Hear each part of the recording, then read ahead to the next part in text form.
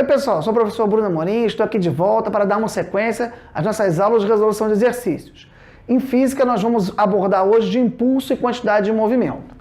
A questão que vai ser proposta para vocês é uma questão que vai exigir a aplicação da conservação da quantidade de movimento num sistema bidimensional.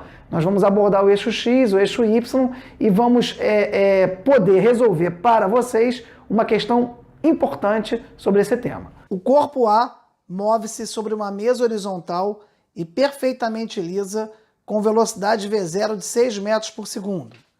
Após chocar-se com o corpo B, inicialmente em repouso, A passa a mover-se na direção do eixo X e B na direção do eixo Y.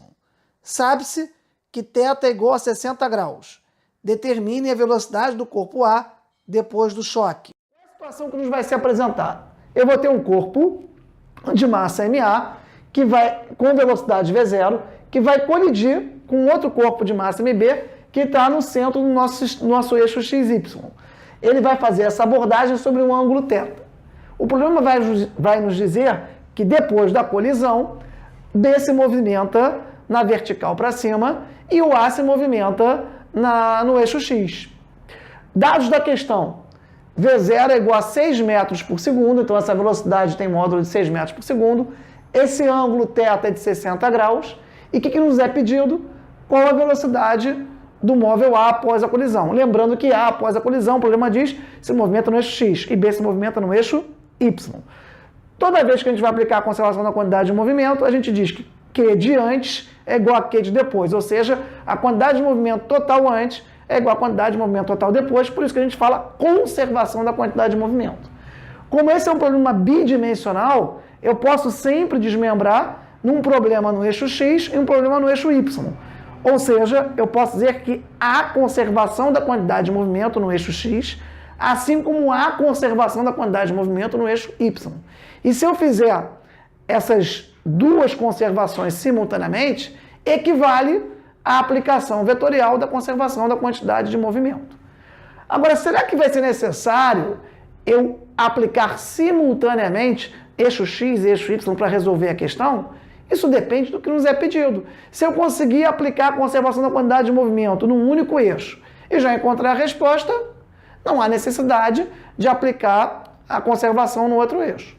Bom, o que acontece aqui? Quando A faz a abordagem em relação a B, ele tem uma velocidade V0 que pode ser decomposta em V0x, ou seja, ele se movimenta para a esquerda, e em V0y, ele se movimenta também para cima, para a esquerda e para cima.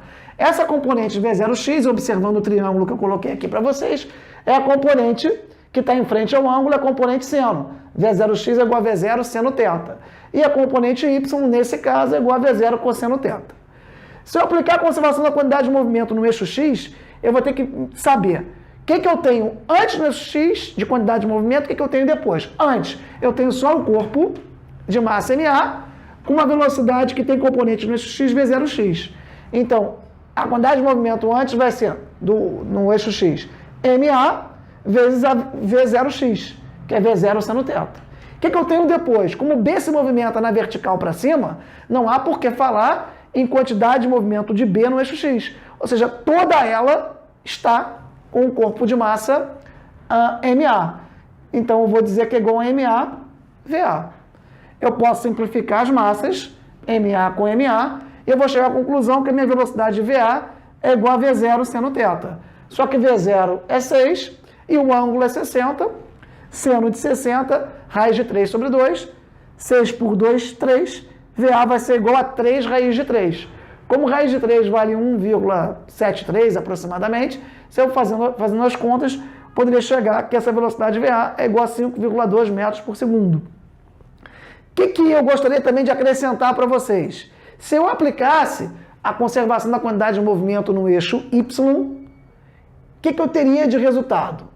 Eu poderia encontrar a velocidade de B. Nota, a questão não pediu isso. Isso é um plus para vocês.